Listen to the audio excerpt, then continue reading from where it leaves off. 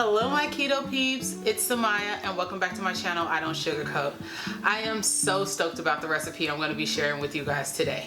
Can you tell what we're making? We're making sourdough, you guys. So let's get started.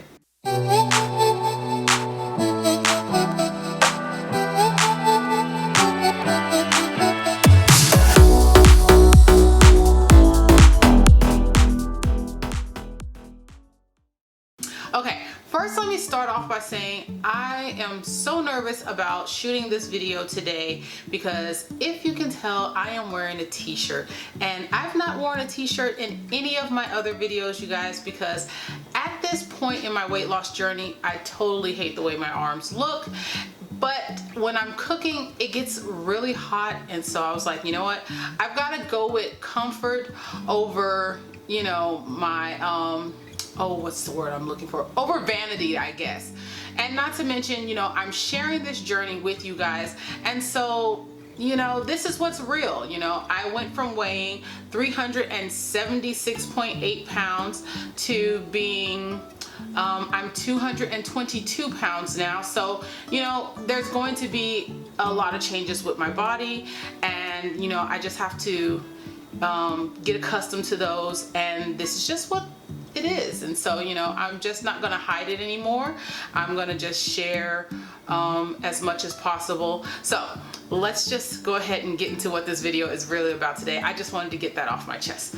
Okay, I know I have been teasing you guys a lot with this sourdough recipe. So if you guys have been following my Facebook and my Instagram, you guys have seen me post pictures about my bread, and you've seen, you know, me talking about, you know, coming up with the recipe and whatnot.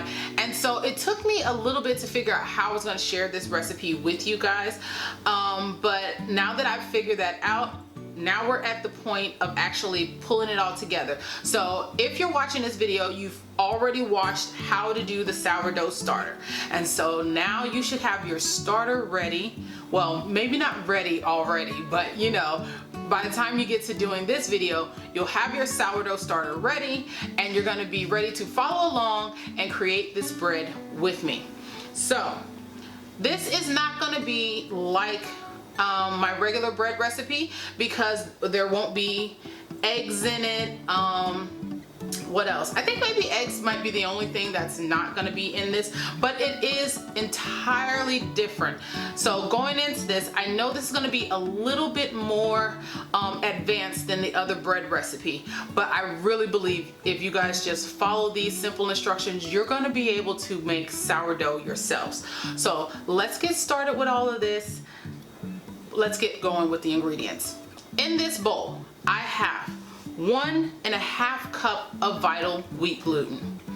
So to this, we are going to add 2/3 and 1 tablespoon. I know that seems really random, but it needed to have that extra tablespoon of Lupin flour to make sure that I had the right amount of flours to this. I did start off measuring it in grams, and I think it measured out to right around 400 grams of flour. For those of you who are like in the UK and whatnot, if you want to measure it that way, I believe it's going to measure out to 400 grams of flour. But I live in America, and you know, we use the cup system, so I wanted to make sure that I did this in a way that my fellow Americans would be able to follow along as well. So 2/3 and 1 tablespoon is what you're going to need of the Lupin flour. Okay, you guys, and now we're gonna add in our oat fiber. And as I told you in, what video was that? I believe, oh, that's the donut video. I'm using a new oat fiber that has 0 net carbs, you guys. And so I'm not quite ready to give a review on it. I liked it in the donut recipe, but now I'm trying to incorporate it in my bread recipe and also my pasta recipe, which you will see later. So once I really get to try it out, I will tell you if I like it. So far, it's been okay, but you know, I just want to see how it plays out in a little more recipes before, you know, I tell you guys which one this is and recommend you guys to use it, because I don't want you guys using anything that I don't think makes the dish you know, really stand out, really taste great. But for this, we're going to be adding in half a cup and a half a tablespoon. So 1/2 cup and a half a tablespoon of oat fiber. I will say I do like the way this oat fiber is much more powdery than the Anthony's. Not that Anthony's isn't powdery, but this is different. It is really different. It has more of a flour consistency than the Anthony's does. So I'm really hoping this is gonna work out because it has a lot of plus going for me. It has the 0 net carbs. It has a really great texture. So I'm really hoping this is gonna be something that I can really be able to use from now on. Now we're gonna add in 2 teaspoons of pink Himalayan salt. That's what I mostly use pretty much always. So let's add in the salt.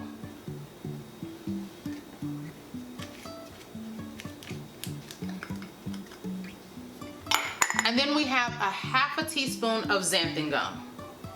Let's get that added all in. I don't know, did I not dry my bowls well enough today? I don't know, everything wants to stick to the bottom.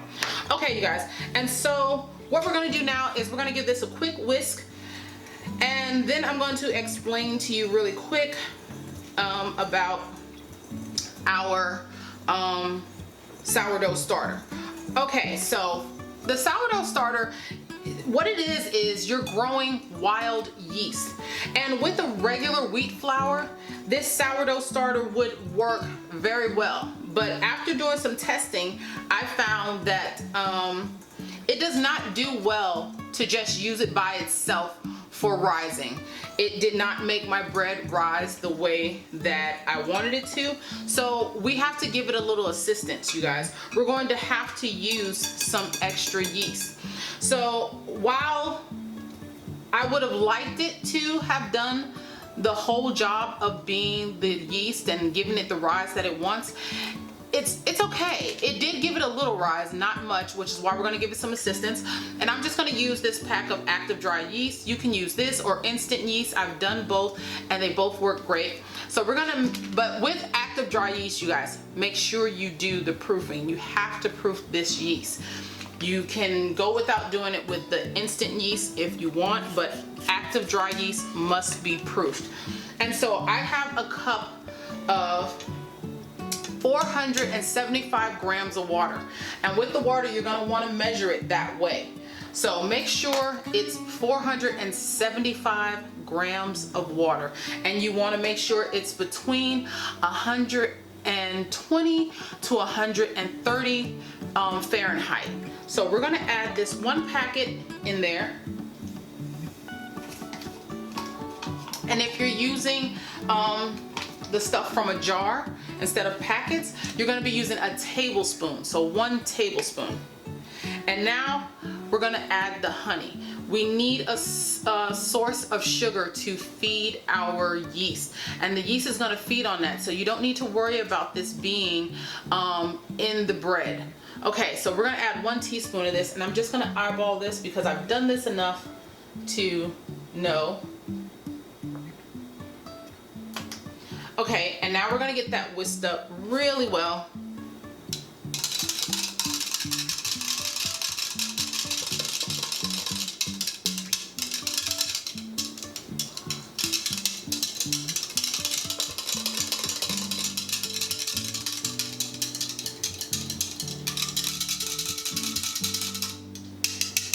Okay, you guys, now that that's all done, we're gonna go ahead and get started with mixing this in our bowl.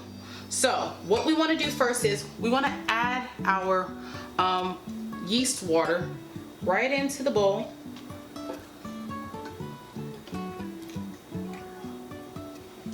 And then here we have our sourdough starter. And in here we have 200 grams of sourdough starter. And this again is something you want to measure in grams, you guys. And we're just gonna dump that right on in.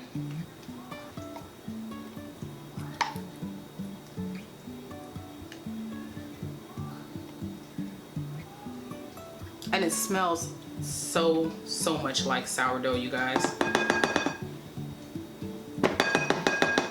I was so happy when I reached that point. You have no idea. Okay, so now we're gonna get a little messy here, guys. We need to use one of these, and I think this is, it's really great for doing this. It's just like a little scraper, and you can get this with, you can order this on Amazon. You can get it with a set of the proofing baskets, which is what I would recommend. Order a set of proofing baskets and this will come with it. And so what we want to do now is we're going to go ahead and get all this mixed together until we have it all nice and formed into a ball of dough, you guys.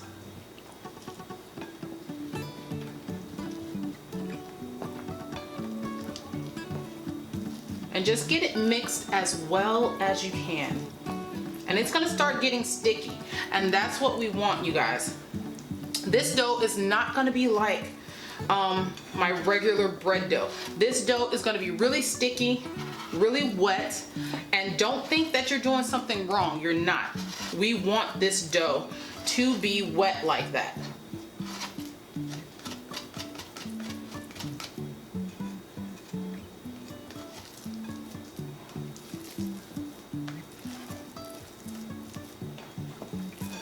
And if you can see up there, it looks really, really wet. It doesn't look like the other dough at all. But don't let that be cause for concern. It's okay. And you want to keep going until you get all the flour incorporated. So just keep flipping it, scraping the flour from the bottom, scraping the dough from the sides. Just keep working with it until you get all the flour incorporated.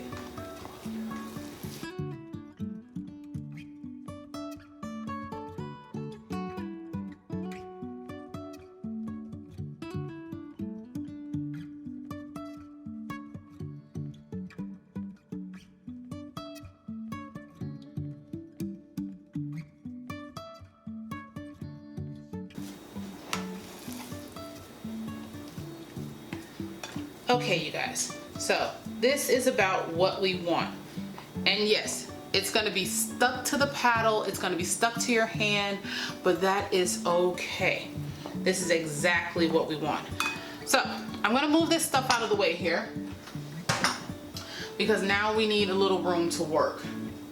Also, I should say that if you guys just so happen to have a bread proofer like I do, you want that to already be going and getting preheated at 78 degrees for 30 minutes. You want to let that preheat so it can get nice and warm on the inside. And if not, just make sure when you're ready to let your dough rise that you find a nice warm spot to put it in your kitchen, or do the microwave method that I'm always telling you guys about. Okay, so what we're going to do now is we're going to turn this onto our surface. No flour, you guys. We don't want to add any more flour to this because you're going to make your dough really tough and really heavy, and so your bread won't turn out very well. So yes, it's going to be sticky. Yes, it's going to make a little bit of a mess. That's okay. That's the beauty of it, and that's the fun part.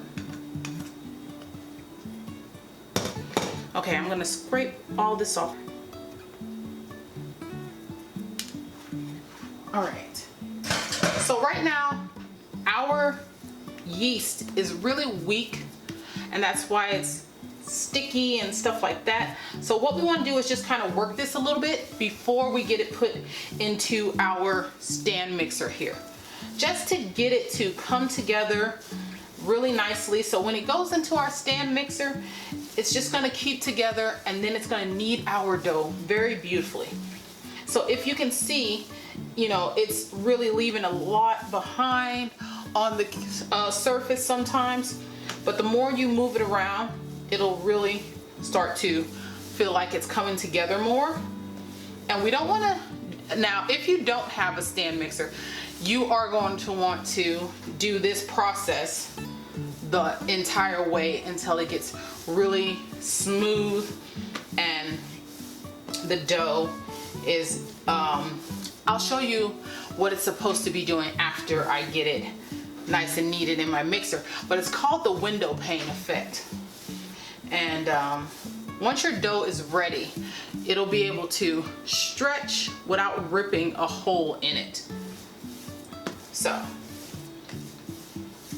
we're gonna go ahead and just keep moving this around, and just use the heel of your hand to push it and then pull it back.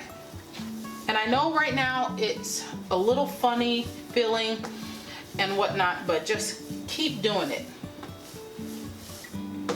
Do it for about 3 to 5 minutes, and then we're gonna get it in our stand mixer.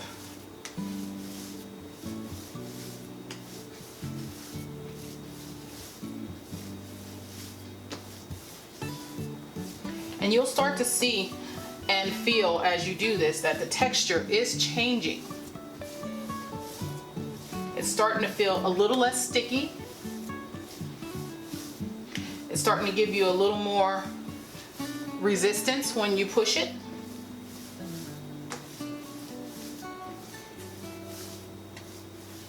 And it's starting to leave less of itself behind on the work surface.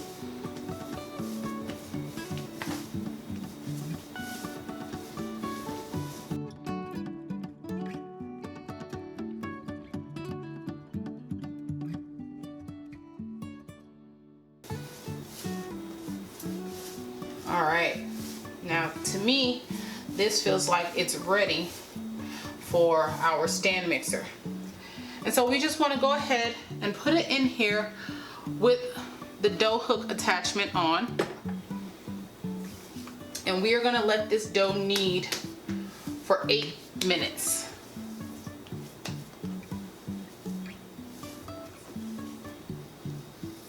All right. You want to lock it in place. And actually, you know what? I'm going to move this to back here because I want to clean this up so we can be ready for the next part. Okay, so I'm going to let that go for 8 minutes, and then we'll come back, and then we're going to get it set up so that it can start to rise. So see you in a minute. It has been 8 minutes, and look at our dough now. The texture has completely changed, you guys. It's so smooth, yet it's still very sticky. So let me show you what I meant when I said you'll know when the dough is ready. So if you can see, this dough has a lot of elasticity now. And as you can see, I can stretch it and there's no ripping, no tearing. And that's exactly what we want, you guys. We want it to be just like that. So what we want to do now is you could take this and you can make 1 loaf of bread with this if you want.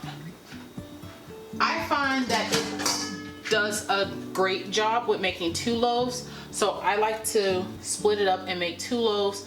Not to mention, it's less carbs when you do 2 loaves. So I'm gonna go ahead and cut this in half, and we are going to weigh it. We're gonna weigh our dough and see if we've got it nice and even.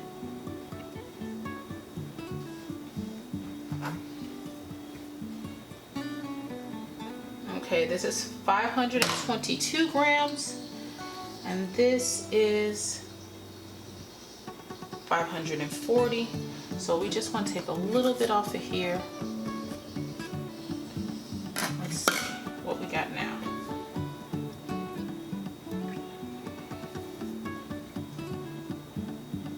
Okay, they're 530 each now. Okay, so now what we want to do is we're going to go ahead and get them nice and shaped for putting them in these bowls right here that we are, if you guys can see them, we're going to put them in a lightly greased bowl, and we are going to get them ready to rise. So we don't want to do too much to it as far as kneading, but we do want to get it into a nice shaped ball. So what I like to do is I like to roll it around my surface a bit, and here's what you want to do to get a nice smooth top. You're just gonna roll it around a little bit. You can use both hands to roll it around like so. And then you're gonna take your hands like this and you're gonna pull it and scrape the dough back. And it will start to pull the dough tight on the top and help to get a nice smooth and rounded top.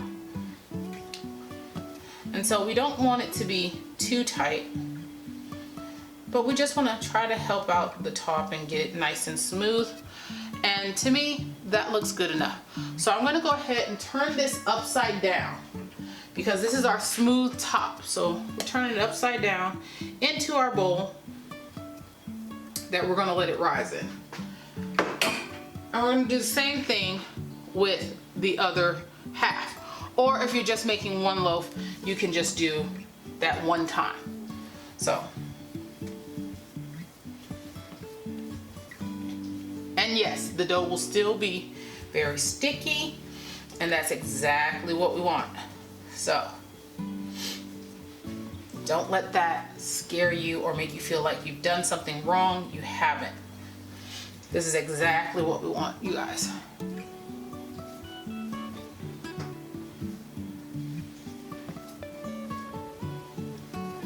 Okay.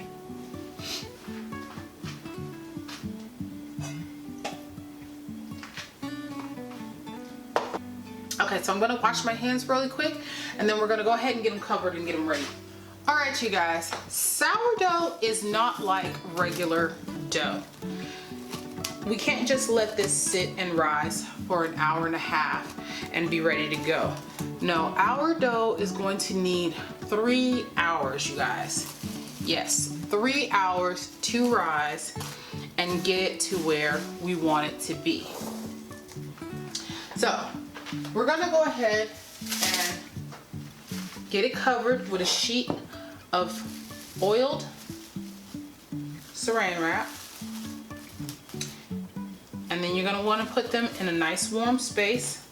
I'm using my bread proofer. You guys do whatever method you prefer.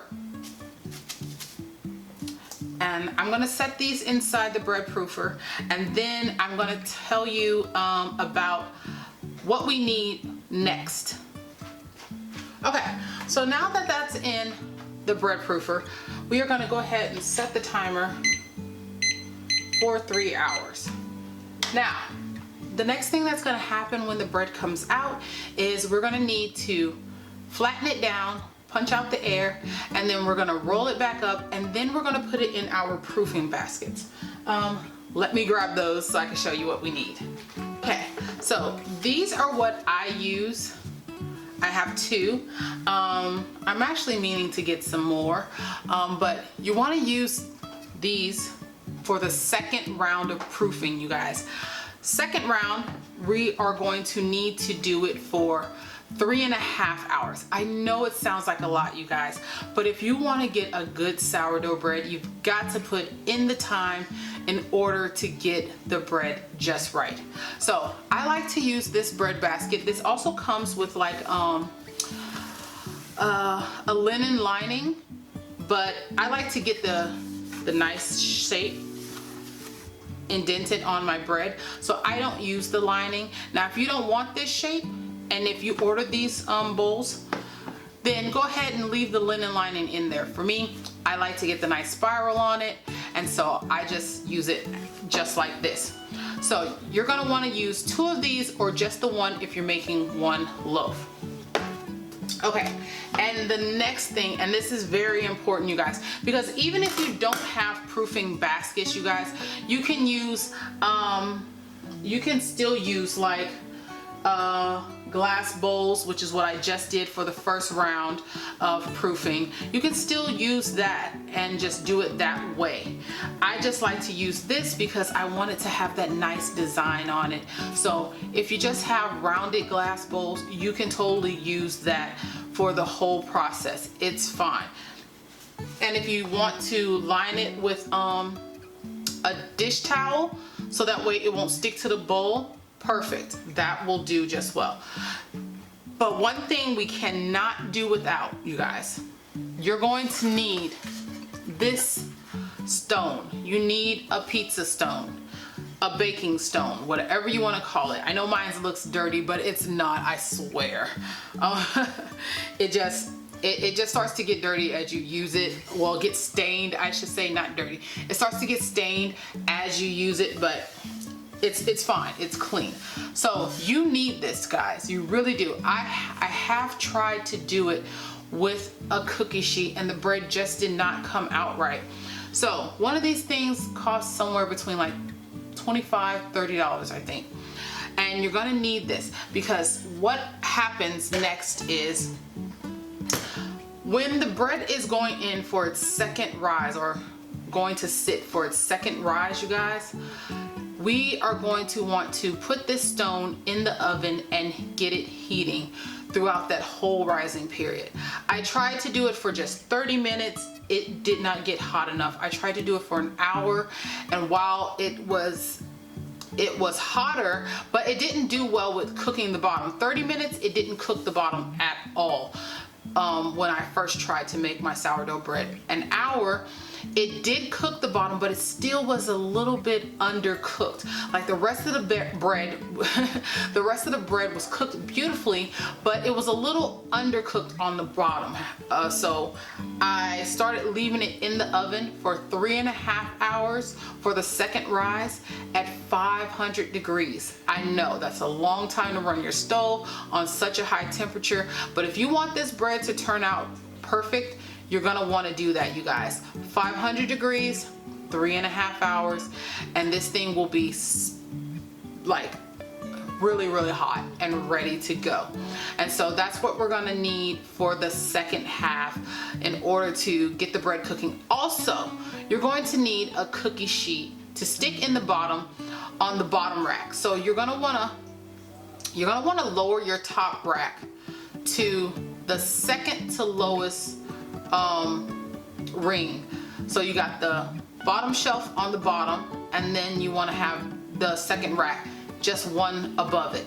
And so on that bottom rack, you're going to put a cookie sheet in the oven as well, along with this, to get hot for 3.5 hours. Because what's going to happen is we need to create a humid environment in the stove. So once we put our bread onto the baking stone, we are going to then pour cold water onto the cookie sheet, which will then steam up and create this nice steam. And that's going to help our bread from expanding further out and rise up and give it that nice hard exterior on the outside, you guys. So that is going to be crucial. Now, if you don't want it like that, if you don't want your bread to have that nice crunchy exterior, I have played around with this. And so you can just you still use the cookie sheet in the oven, let it heat, but just do like some warm water in there, and it won't create as hard of a crust on the outside. It will be much softer. So you can do that if you don't want it to be as hard, but you know, I like it to be, you know, nice and hard and crisp.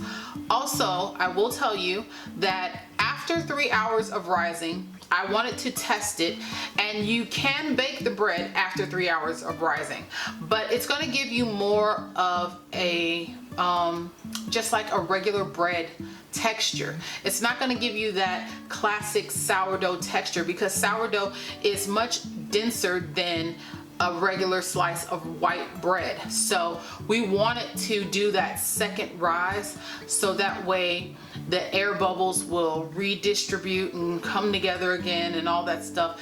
That's what's going to make it get that texture, is during that second rising, you guys. So you really want to let that happen if you want more of a classic sourdough bread. If you don't want yours to be that dense, then you can just go ahead and just do the 3 hours. And if you're only going to do the 3 hour rise, then you want to get your pizza stone heating and the cookie sheet heating during your first rise, you guys. So that way you will be ready to pop it in the oven right after. So I think that's all I need to tell you guys for right now. So we're gonna go ahead and we're gonna let our bread rise, and then I will see you back here after 3 hours so I can show you what we're gonna do next to get our bread ready for the second rise. Okay, see you guys in a bit. So 3 hours have passed, you guys, and look at these beauties. They have risen double their size.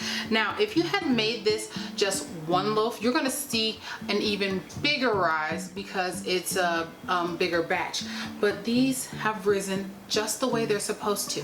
And now what we wanna do is we wanna punch each one down, letting out the air, rolling them back up again, and then we're gonna get them into the proofing baskets we have here.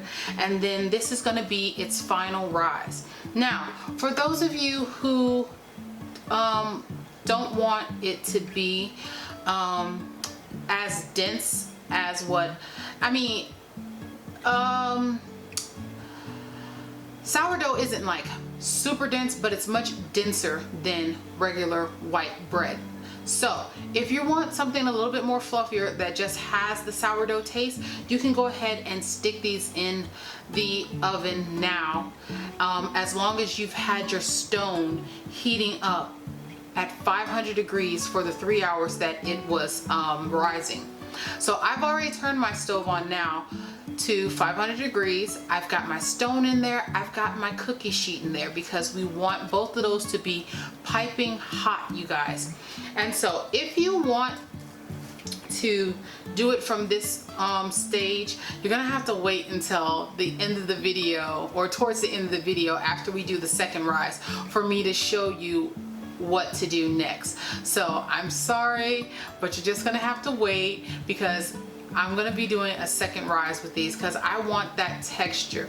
I want it to be a little bit more denser than a white bread. So we're gonna go ahead and start with one of these, and let's go ahead and flour our surface just a little.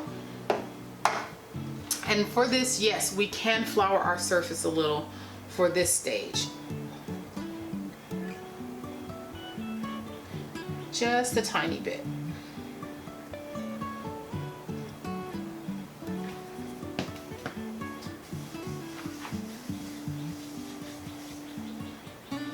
Okay, and so save your paper, save your plastic wrap, because we will be putting this onto the baskets. Okay, and you want to go ahead and just dump that out on there. And look at this, guys. Oh, it's so fluffy. It's still very sticky. So just go ahead and punch your dough down, letting some of that air release.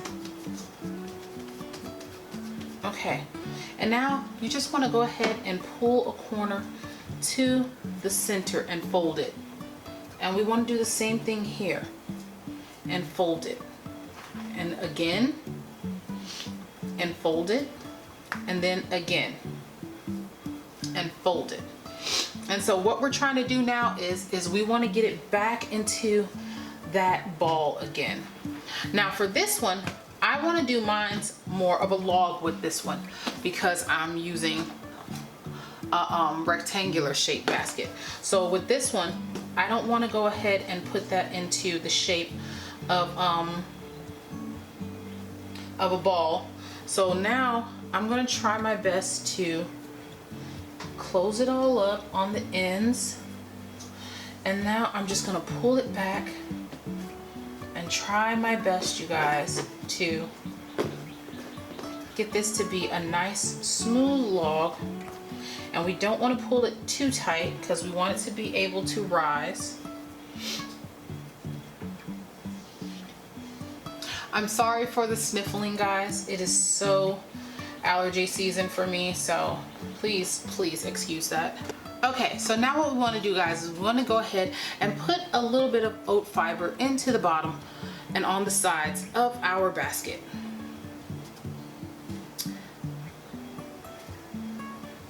And as you can tell, it's starting to be morning here. Well, not yet. You can't see the sun yet, but you can probably hear the birds in my background.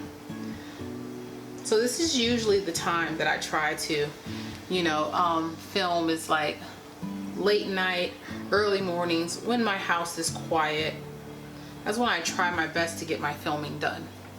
Okay, so now that we've got that lightly floured, we're gonna go ahead, pull this back one more time. Let's make sure, okay, we're still a little open here. I want that to be completely closed.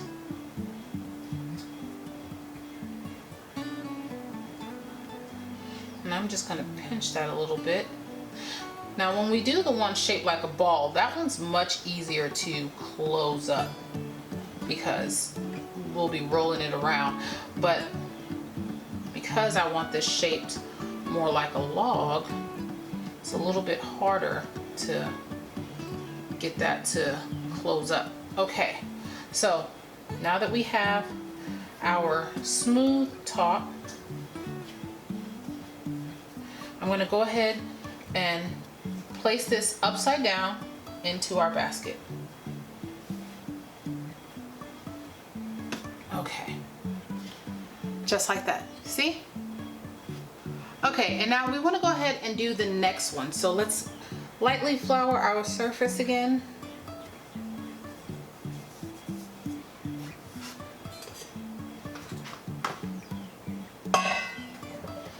Oh, and since we're done with that, oh, that's right. We want to go ahead and put just a little bit of oat fiber on the bottom of the bread, because this will be our bottom. We're just going to flip it over onto the hot stone. Okay, so now that I've got that done, I'm going to go ahead and cover it once again.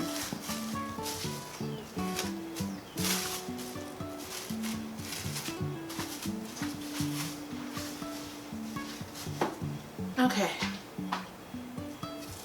and now let's do the same thing with this one. We just want to get it out of there and then punch down and reshaped. All right, and that's just beautiful. Okay guys, so punch it down, let that air out.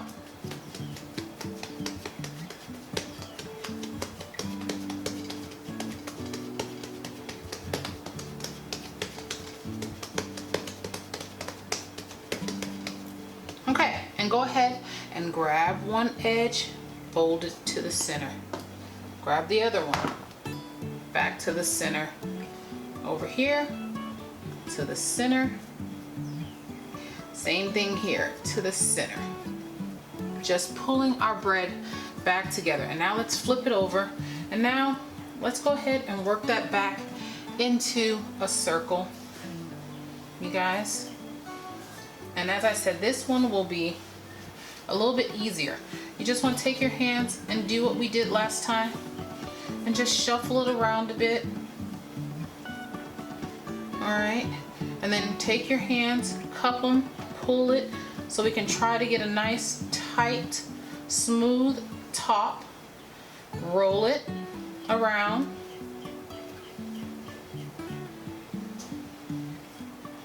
And pull it. Pull that dough under it. Okay, and I think that's good. So we're gonna just take a little bit and flour this.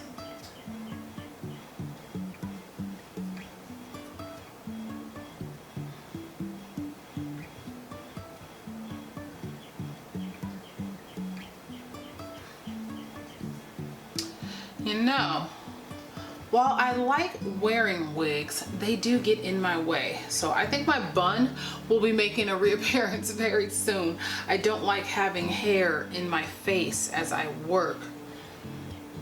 And normally this time of year, I would go ahead and get my hair braided and have it out of my way. But you know, we're not supposed to be, you know, gathering like that, and we're supposed to be quarantining ourselves. So it's just not a good idea for me to, you know, try to meet with my hairdresser and get my hair done. Okay, and so again, I just want to close off anything that's there.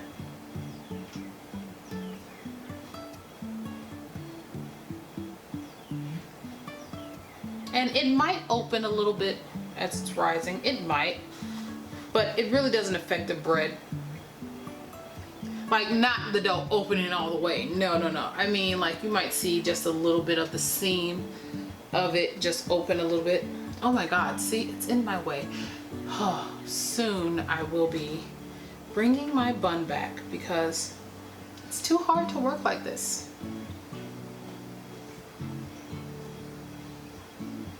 Okay. And so I love the way that looks, and I'm just gonna go ahead and grab another pinch and put some on top here.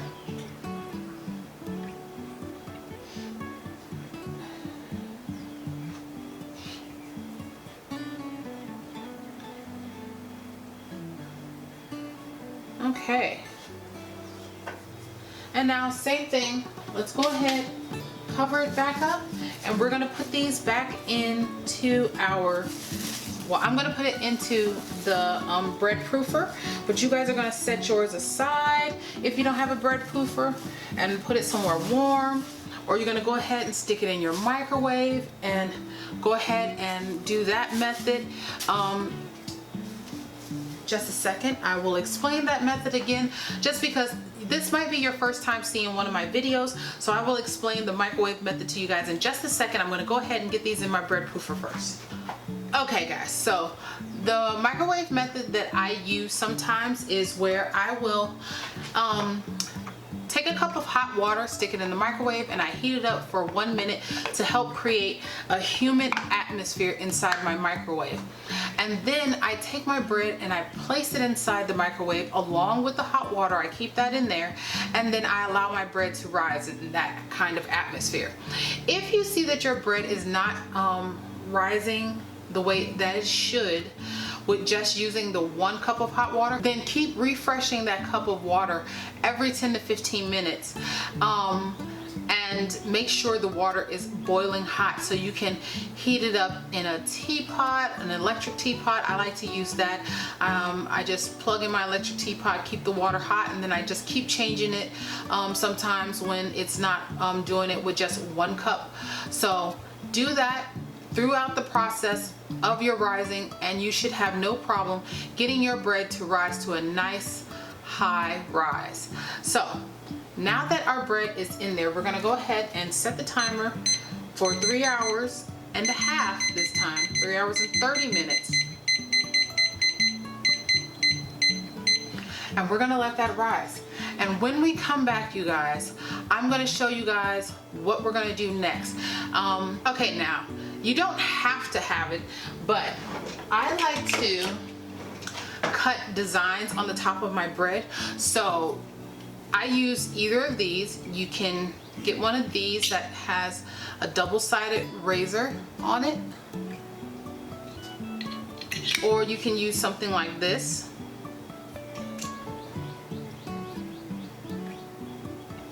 See? You can just use something like that, and you can just go ahead, as long as it's sharp, you can go ahead and cut a design on top. So I'm going to show you guys how I like to do that, and you guys can try it too, or you can just leave yours however you want to leave yours. But I'm going to go ahead and cut a cute little design on mine, and then we'll bake them up in the oven.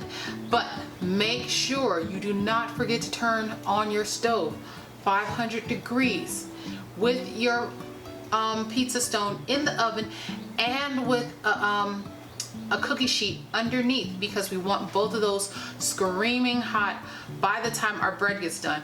Trust me, the last thing you want is to have your bread done and you forgot to put the stone in and heat it up. That's gonna really suck. You don't want to ruin your bread after taking all this time to get it made.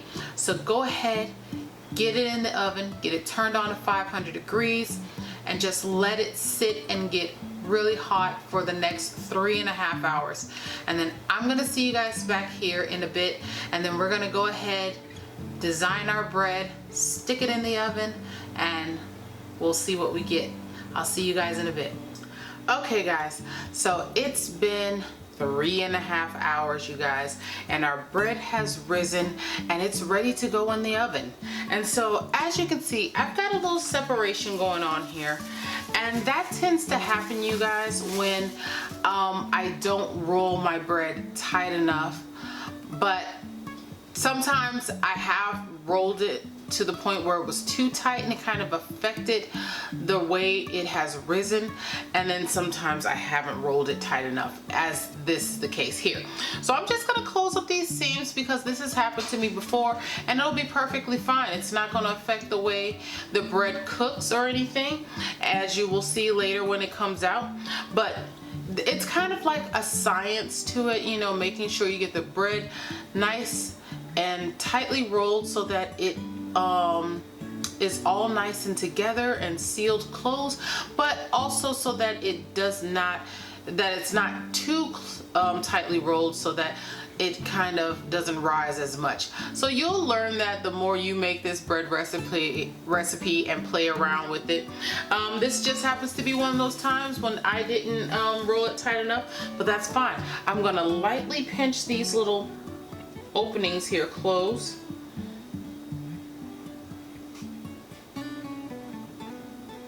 Just lightly. And this part is on the bottom, so it's not going to affect your bread at all.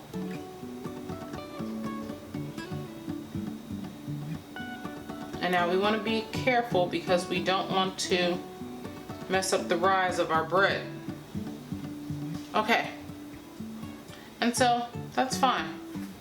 We're going to dust the top of these with a little more oat fiber. I mean the bottoms. These are your bottoms. That's facing up. And we're just going to dust those with a little more. And then I've got a pizza peel here, guys. And this is what I'm going to use to transfer my bread to the stone. Normally, I would just take it and drop it right onto the stone. But I want you guys to be able to see me do the cut and whatnot on it. So that's why I'm going to flour this. And you want to flour this really well because you need to be able to slide the dough off of it onto the stone if you're going to do this. But I usually, as I said, just drop it right onto the hot stone. Okay, so I'm going to flour that really well. And then I'm going to do the first one. I'll do the round one. I'm going to flip this over onto this peel.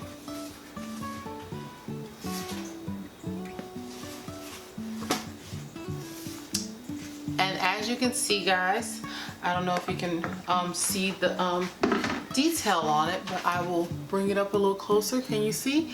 It's got the nice, beautiful rings on it, guys. Just the way I want it, just the way I like it. Can you guys see it?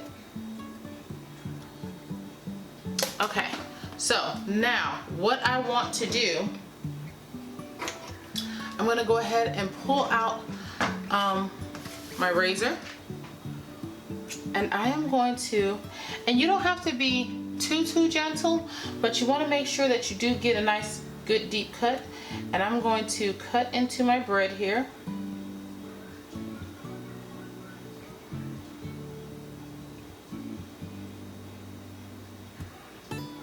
And I know you're probably thinking, oh, after all that time and all that rising, you're ruining it. I promise you I'm not. This is going to make it so beautiful. Okay, and I'm going to make something like a little I don't know, a little tree maybe, I guess you can call this.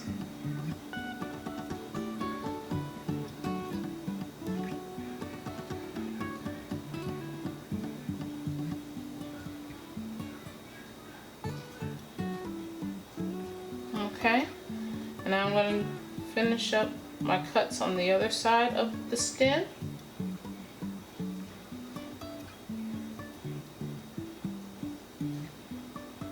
And also, now that we're ready to put this in the oven, you want to go ahead and drop the temperature down to about 440. And I know that's kind of hard for us to do here in America, so just go just slightly under 450.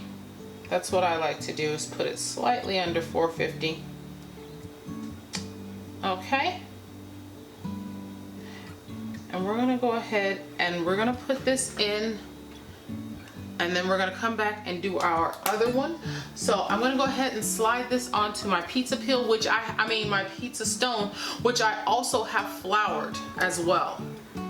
Okay, and it comes off pretty easy, so I'm gonna go ahead and flour it again because we want it to come off just as easy.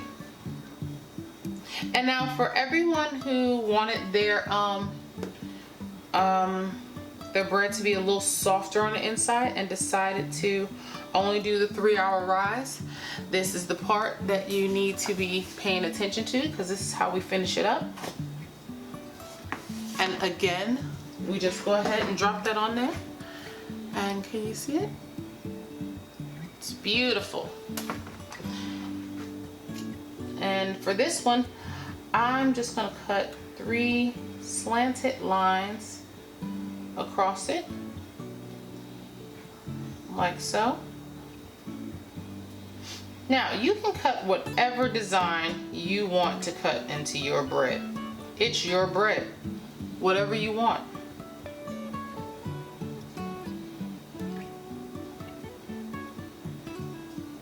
You could cut your initials in it if you want.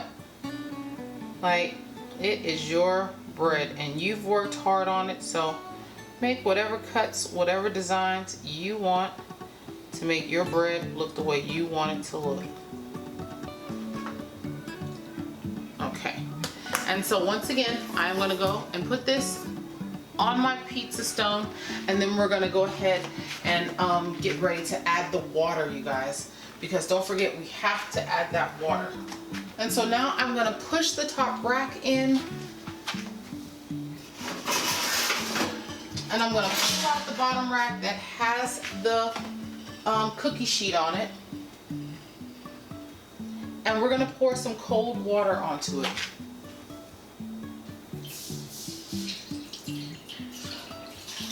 Okay, now usually I get a nice big sizzle of steam coming out of it when that happens, but because I'm doing this instructional video, I had the door to the stove open a little too long, so more than likely my bread might not have that nice crunch that I like to the outside, but it's fine. I've had the bread both ways, and both ways it's delicious.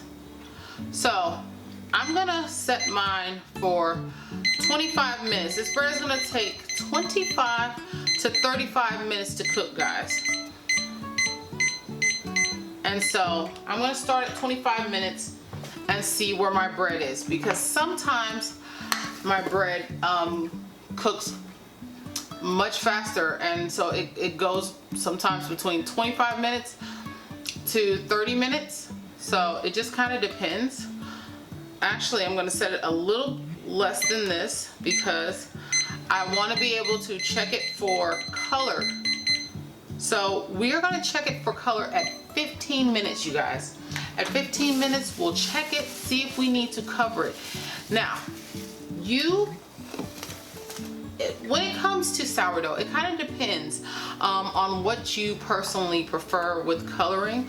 So I sometimes like mine to get kind of dark, not too dark, but kind of dark. So I don't know. I'm gonna wait and see what I feel like today. I'm gonna check it for sound and see, you know, what it sounds like, to see if I'm gonna leave it uncovered or not.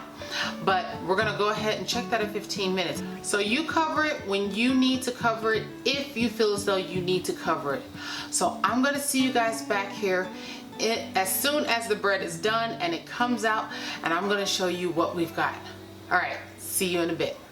So our bread is out, you guys. It is done, and this has to be the first and only time that I can think of that my bread needed to stay in the oven for a total of 40 minutes. And I think that's due to the fact that when I poured the water on the bottom, on the cookie sheet that's on the bottom, it didn't give me that big sizzle that it normally does, and that's because I had the oven door open too long and I let out too much heat.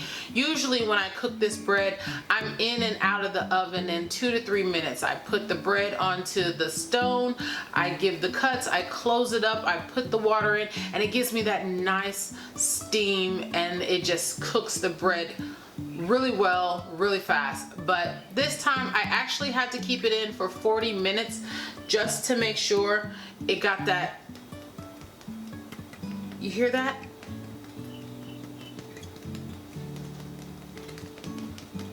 So it got that nice sound that I like on the outside of the bread, you guys. And so now we're gonna go ahead and cut into this.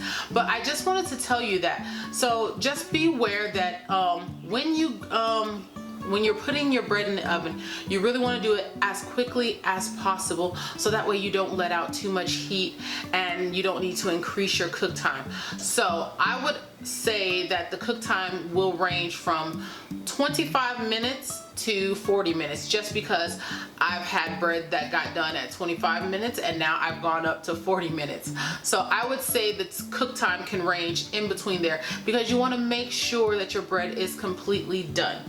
And as I said, even though the seam got open a little, it made no difference to the bottom. It was gonna cook. It looks perfectly fine, you guys. And so this little contraption right here is my new bread slicer. It's much sturdier, heavier, it does not move. So I'm gonna go ahead and slice into this one for you guys. Let's see. And it's still pretty warm, but I'm gonna see if I can cut it without ruining it. Oh my goodness, ruining it. Oh, that word just didn't want to come out at all.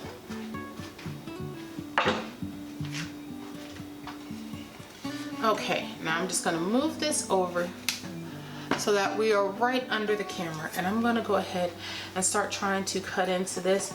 As I said, it's still pretty hot, but I wanted to try to cut into it and let you guys see what this,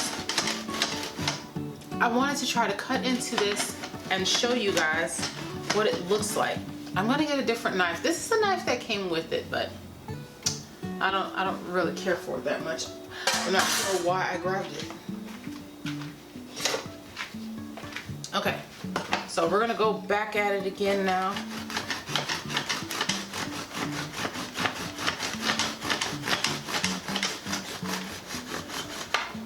Cutting through that crust.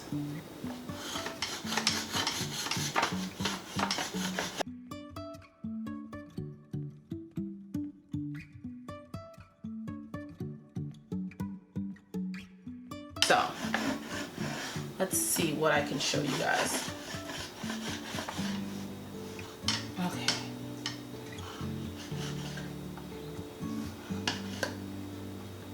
Oh, okay.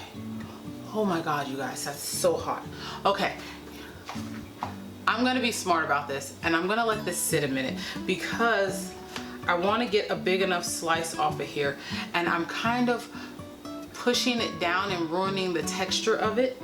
So I'm gonna let it sit, you guys. I'll come back in a second. I'll cut another slice so you guys can really get to see what it looks like on the inside, okay? I'll see you guys in a minute. Okay, you guys, so it's been a couple more minutes, and I would like to be more patient and wait, but you guys, I have been up for some time. So I cut a few more slices, and I'm just gonna show you this really quick, just so I can end this video here. But you guys, please, when your bread comes out, let it sit, let it cool completely before trying to cut into it, because you don't want to ruin your bread by you know, messing with it when it's hot, because when you try to cut it when it's hot, you're squishing the bread down, compressing it and all that stuff, and you really don't want to ruin your beautiful loaf of bread after you've taken all that time to cook it. So please wait, let it cool. Don't do what I'm doing. But since I'm just doing this for an instructional video anyway, it's okay, it's fine. So I've got a piece here. It's still kind of warm. Can you guys see the bread? Can you see the holes in it? Can you see the holes? The nice holes in it? So it's nice,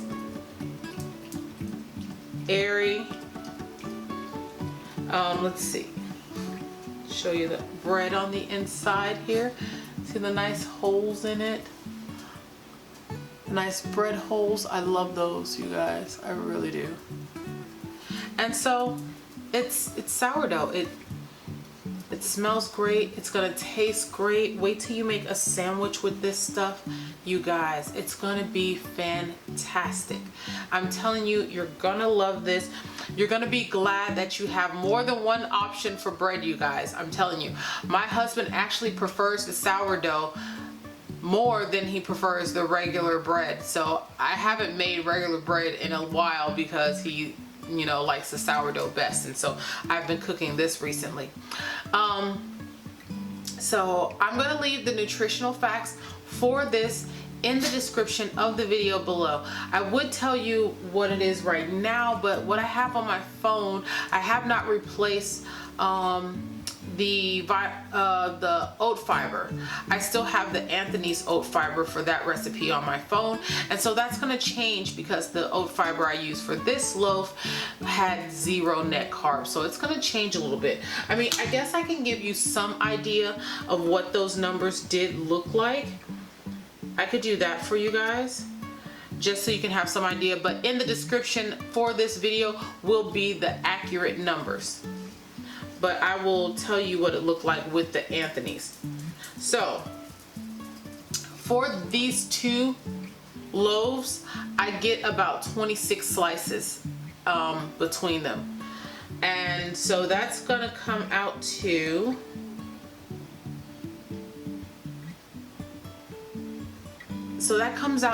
about 0.9 grams of net carbs, you guys. Let me just make sure I'm looking at that right. Yes, so that's going to be 0.9 grams. Now, depending on how thin you slice yours, it could be a little bit less than that. And it's probably going to be even less, you guys, because I don't have any net carbs in the oat fiber that I use this time around. So yeah, it's going to be really low in carbs per slice. And protein is going to be around 7.5. I don't think that's going to change. I'm not sure if that changes because of the oat fiber. And fat, let's see, the fat is around 0.5 grams of fat, because this has no eggs in this bread or anything like that. The only thing we have is the oil. Actually, it's going to be a little bit more fat than that. It's probably going to be closer to like a gram of fat, because I'm actually missing the oil off of this recipe. So it'll probably be more like a gram of fat or so, somewhere in there per slice. But yeah, it's a really, really low carb bread, and it doesn't have very many proteins or fat. It's going to be a great addition to your keto diet. And so you guys, I'm gonna go ahead and wrap this video up here and end this, because I need a nap, you guys. I really do. I need a nap so bad. And if you did not get to see the video for how to do the sourdough starter, I'm gonna go ahead and link that up here or over here somewhere. There will be a link for you to be able to click on and go ahead and watch that. And more than likely, it'll be linked at the end of this video as well. I'll link it in the little box that comes up at the end, so you'll be able to click on it from either somewhere right now in the video or at the end of this video. You'll be able to just get right over to the sourdough starter recipe in case you did not get to see that first. So that is going to be it for today, guys. I hope you enjoyed this video. I hope you enjoyed this recipe. I hope you guys get to make beautiful sandwiches or garlic bread or whatever you want to make with this. So if you like this video, you guys, give it a thumbs up. If you're new here, don't forget to click that subscribe button, and don't forget to ding the little bell so you can get notifications every time I post a new video. And until next time, you guys, bye.